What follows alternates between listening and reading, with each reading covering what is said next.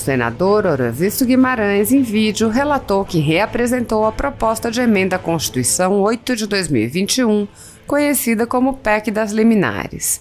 O senador explicou: o objetivo é evitar a interferência individual dos ministros do STF nas competências de outros poderes. Um único ministro não pode contrariar a decisão de todo o Congresso Nacional e do presidente da República, por isso a importância de uma decisão colegiada para esses casos. A matéria propõe que nenhum ministro do STF poderá, isoladamente, suspender a vigência de ato normativo como lei ou decreto, e exige a decisão por maioria absoluta dos ministros para a concessão da liminar. O senador Oravisto também propõe o prazo de até 4 meses para ocorrer a análise do mérito, sob pena de perda da eficácia da liminar. Assista. Estou reapresentando a PEC que disciplina as decisões monocráticas dos ministros do Supremo Tribunal Federal. Ela já foi apresentada 2 anos atrás. Não é por causa dessa última liminar. É por causa de todas as decisões monocráticas que o Supremo toma. O Supremo tem que aprender a ser um colegiado, a decidir pelo colegiado, decidir os 11. Quando um único ministro decide sozinho, esse ministro fica com um poder absurdo. Veja, se 503 deputados, 81 senadores e o presidente da República aprovarem a lei, um ministro do Supremo sozinho, numa decisão monocrática, derruba a lei. Isso é um desequilíbrio que tem que acabar. Como tem dito há alguns meses, venho trabalhando na elaboração de propostas legislativas que deem ao Congresso Nacional legítimos instrumentos de controle dos excessos do Poder Judiciário. Não é possível que nossa República continue sem um adequado funcionamento do sistema de freios e contrapesos. Indispensável para que haja uma verdadeira tripartição de poderes. Temos assistido a uma supremacia de um poder em relação aos demais. O presidente da República pode ter sustado os efeitos de seus atos pela decisão de um ministro do Supremo Tribunal Federal. As 2 casas do Congresso Nacional, a Câmara e o Senado, passam meses debatendo e votando uma reforma. E um ministro do Supremo, com uma canetada só, pode suspender seus efeitos na extensão que entender cabível. Ou seja, Executivo e Legislativo são drástica e dramaticamente controlados pelo Supremo Tribunal Federal, enquanto que ele, o STF, parece não poder ter seus atos sequer analisados à luz da Constituição Federal. Isso não é democracia. Isso não é tripartição de poderes. Isso não é sistema de freios e contrapesos. E mais, o Supremo pode instaurar um inquérito, ordenar buscas e apreensões e prisões em flagrante violação ao sistema acusatório, e isso ainda é tido como constitucional por 10 de seus ministros.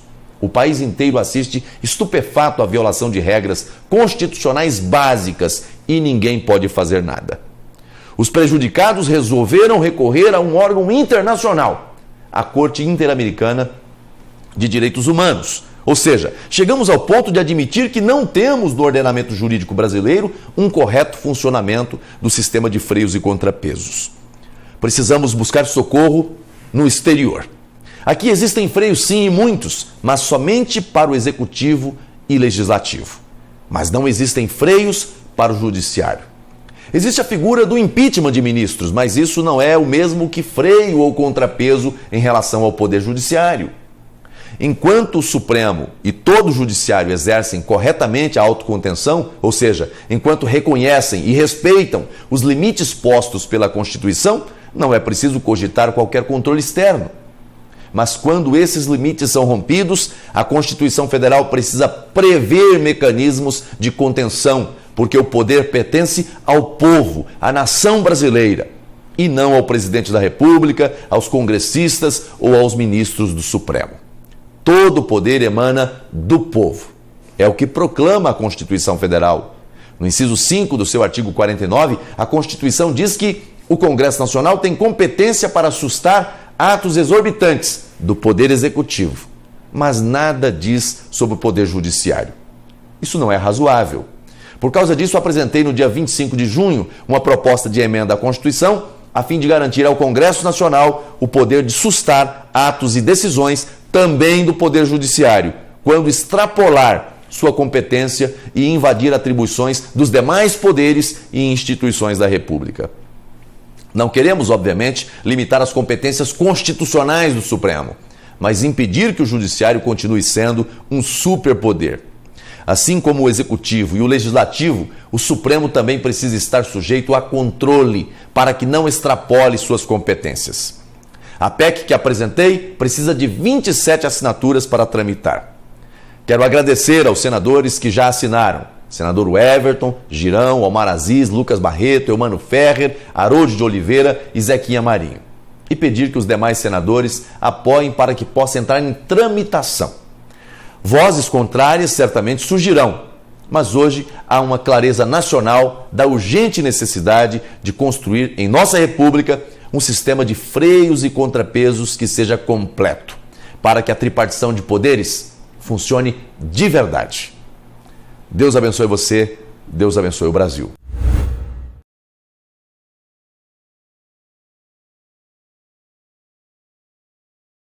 Buenas noches, boa noite para todos.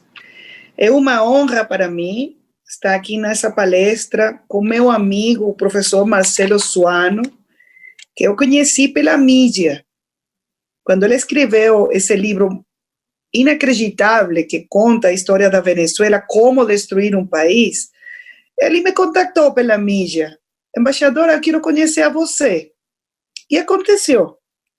Então, eu escrevi a contraportada de seu livro. Isso foi maravilhoso, porque foi uma reunião muito boa. Eu lembro sempre que foi uma reunião de uma pessoa que eu não conhecia e que conhece muito bem o que está acontecendo no meu país. Também é uma honra para mim falar com o Lucas. Lucas escreve muito de Venezuela e conhece muito bem a situação. Então, eles conhecem tanto bem Venezuela que eu só aqui vou fazer uns comentários, porque eles conhecem muito bem a situação. E, por supuesto, eu quero cumprimentar ao ministro Roberto, porque a FUNAG abriu as portas para mim, não como a embaixadora, sino como a professora Maria Teresa Velanda, que eu sou. E eu agradeço muito, porque quando você é professor toda a sua vida, isso não muda. Então, para mim é uma honra que a FUNAG hoje haya feito este convite para falar sobre como destruir um país. Então, eu quero começar dizendo que como você pode destruir um país? Um país petroleiro, um país que foi o país mais rico da América Latina, que tem as maiores reservas de petróleo do mundo. Como que aconteceu que a Venezuela hoje tem 5,5 milhões de venezuelanos que tiveram que fugir porque estão morrendo de fome? Como é que 5 milhões de venezuelanos tiveram que cruzar a fronteira a pé? Só para colocar uma dimensão, a migração nossa nesse momento tem a mesma população que muitos países. Venezuelanos que caminaram uma distância que é desde Berlim hasta Madrid, buscando uma boa vida. Aqui em Brasil, temos 300 mil venezuelanos, de los quais 280 mil cruzaram a fronteira a pé, com a roupa que tinham posta e uma mala. Então, como destruir um país? O primeiro, quando as pessoas elegem nas eleições a uma pessoa que não tem capacitação para ser presidente. A destruição da Venezuela não começou com Maduro. A destruição da Venezuela começou com Chávez. Quando ele foi elegido, no ano 1998, a Venezuela produzia 3.200.000 barriles de petróleo por dia. 3.200.000 barriles de petróleo por dia. Então, chega à presidência um homem que não tem educação, um homem que tem ressentimento social, um homem com desejos de vingança, que fez um golpe de Estado no ano 1992, que foi à prisão, e quando ele saiu de prisão, eu me vou a vingar. Isso foi o fato, eu me vou a vingar. E como aconteceu? Ele destruiu nosso país. Então, a primeira coisa é se você quer destruir seu país, tem que eleger uma pessoa com as características que tive Chávez. E depois votar por um sucessor que é pior que Chávez. A segunda coisa que aconteceu foi que nessa quantidade de dinheiro, só pode imaginar, saca uma conta. 2003, 2013, o barril de petróleo, $110, $120 por barril. Se você tem 3.200.000 barriles, é uma conta fácil. Imagina quanto dinheiro entrou nas contas da Venezuela. Você pode acreditar que hoje a Venezuela não tem energia elétrica, não tem água, não tem comida. A gente está morrendo de fome. Com essa quantidade de dinheiro que ingressou às contas do governo venezuelano, o que fez o Chávez? A primeira coisa que fez foi expropriar as terras produtivas. O primeiro que aconteceu, as melhores fazendas, as melhores, as mais produtivas, não, agora não são de seus donos, são de nosso governo. Vamos expropriar. Nessas terras que os produtores eram produtores de bem, produziam milho, farinha, arroz, feijão, bananas, frutas, tudo isso acabou. Porque eles expropriaram as terras para dividir as terras entre as pessoas e ninguém fez um investimento, ninguém fez um mantenimento, ninguém fez uma capacitação para as novas pessoas. Então, essas terras foram arrasadas. A segunda coisa que ele fez foi despedir, votar, sair de 20.000 empregados da indústria petroleira. Isso aconteceu no ano 2002. Um dia, ele decidiu sair de 20.000 profissionais, engenheiros petroleiros, geologistas, pessoas que tinham toda a sua vida fazendo um trabalho maravilhoso, porque a Venezuela foi a segunda indústria petroleira mais importante no mundo. Então, se você quer destruir uma indústria petroleira, o primeiro que tem que fazer é sair das pessoas profissionais e colocar nesses postos amigos ideológicos, pessoas do partido político do presidente que não têm capacitação para fazer o que a indústria petroleira faz, que é produzir petróleo. Essa foi a segunda coisa que ele fez, expropriar as terras produtivas, colocar pessoas sem capacitação na indústria petroleira e começar a fazer convênios com governos não democráticos. O primeiro que tem que chamar a atenção de vocês é que no ano 2001, Chávez visitou Saddam Hussein no meio das sanções contra Saddam Hussein pela guerra de Iraque. E ele foi a fazer acordos com ele, com o governo iraniano, com o governo de Coreia do Norte, com Cuba, com governos não democráticos. Então, tem uma terceira opção, como destruir um país, fazer convênios com governos não democráticos. A quarta coisa que ele fez foi entregar nossa soberania, nossas forças armadas, nossa inteligência e nossa companhia para fazer documentos, identificação, aos cubanos. Chávez fez um convênio com Cuba e ele entregou tudo o que é nossa identificação, registros, cartórios. Hoje, a Venezuela, se você vai vender um apartamento, ou se você vai vender um carro, os cubanos têm controle desses documentos. Aí tem uma quarta coisa, entregar a soberania a um governo estrangeiro. E Chávez abriu as portas para os cubanos, primeiro, e depois para outros, russos, chinos, iranianos. A outra coisa que você tem que fazer para destruir um país é regalar o dinheiro que não é sujo. Chávez recebeu tanto dinheiro, foi como quando você ganhou a loteria. Então, ele decidiu repartir o dinheiro entre os amigos. Quando você precisa, Evo Morales, aqui tem dinheiro.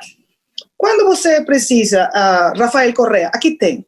Eu te vou regalar um helicóptero. Ele regalou helicópteros das Forças Armadas aos amigos. Você regala as coisas que são suas, você não regala um patrimônio nacional. Ele fez isso. Ele fez isso, regalou nosso dinheiro, o dinheiro dos venezuelanos, o dinheiro de PDVSA, regalou. E também fez uma estrutura burocrática de corrupção para beneficiar as pessoas que trabalhavam com ele, que isso foi CADIV, Comissão de Administração de Divisas. Se você precisava importar uma caneta, você precisava importar um quaderno, um livro, um carro, você tinha que passar por uma empresa administrada pelo governo e ele decidia, você tem dólares ou você não tem. Aí ocorreu o maior acto de corrupção de nossa história. Outra coisa que você tem que fazer para destruir o país é administrar mal. E eles administraram muito mal os recursos porque eles regalaram, donaram e se corromperam. A outra coisa que você tem que fazer, o que ocorreu na Venezuela, foi transformar as Forças Armadas. Nossas Forças Armadas, no passado, foram Forças Armadas profissionais, formadas em democracia, subordinadas ao poder civil. O que aconteceu? Chávez mudou tudo isso, transformou a estrutura das Forças Armadas e cambiou a doutrina de emprego das Forças Armadas, de Forças Armadas profissionais a Forças Armadas revolucionárias. Agora, sua lealdade não é com a nação, sua lealdade é comigo, com o líder da revolução. Quando você tem todos esses elementos e também tem um controle total das instituições, Chávez tive controle do Tribunal Supremo de Justiça, da Assembleia Nacional, da Contraloria, Procuradoria, Direitos Humanos. Todos os poderes estavam em controle de Chávez. Então, você tem aí todos esses elementos que hoje configuram a crise humanitária complexa mais grande do mundo depois de Síria. Com uma diferença: Síria tem 10 anos de guerra civil. A Venezuela está destruída sem guerra civil. Tem 5 milhões e meio de venezuelanos que tiveram que fugir. Então, essa outra coisa. Você quer arruinar um país, tem que expulsar seus melhores cidadãos. E eles expulsaram médicos, professores, engenheiros, enfermeiros, maestros. Essa foi a primeira migração. Os empresários, a segunda, os profissionais, e agora as pessoas que vêm para o Brasil, que são pessoas que não têm trabalho, que não têm medicinas, que não têm comida, que não têm nada, que têm que cozinhar agora com lenha, como se você vivesse no século XIX, que fugiram para dar comida a seus filhos. E, finalmente, como você pode destruir um país? Dando exemplos de repressão. Os venezuelanos nos levantamos nas ruas uma e outra vez. 2002, 2004, 2010, 2014, 2017. Temos mais de 400 mortos nas protestas. Mortos. Temos 344 presos políticos. Temos diputados que estão na prisão. Temos diputados, temos dirigentes políticos que eles sofrem torturas. Sofrem torturas. No ano passado, eles mataram um capitão da Marinha torturado. Ele morreu depois de ser torturado. Então, assim você destrui um país. Quando você não tem respeito por as instituições, quando você não respeita a democracia, quando você não respeita a opinião dissidente, quando você coloca as pessoas na cárcel, na prisão, tortura, censura, reprime, acaba com a prensa livre, acaba com a propriedade privada, acaba com o investimento e expulsa os melhores cidadãos do seu país, você tem um país que está destruído, como está meu país agora. Então, o que eu posso falar é um chamado de alarma pela região. Tem que cuidar sua democracia. Quando os cidadãos não cuidam a democracia, acontece o que aconteceu na Venezuela. Isso que eu posso falar com vocês. Eu vou deixar hasta aqui para escutar suas perguntas. Obrigada.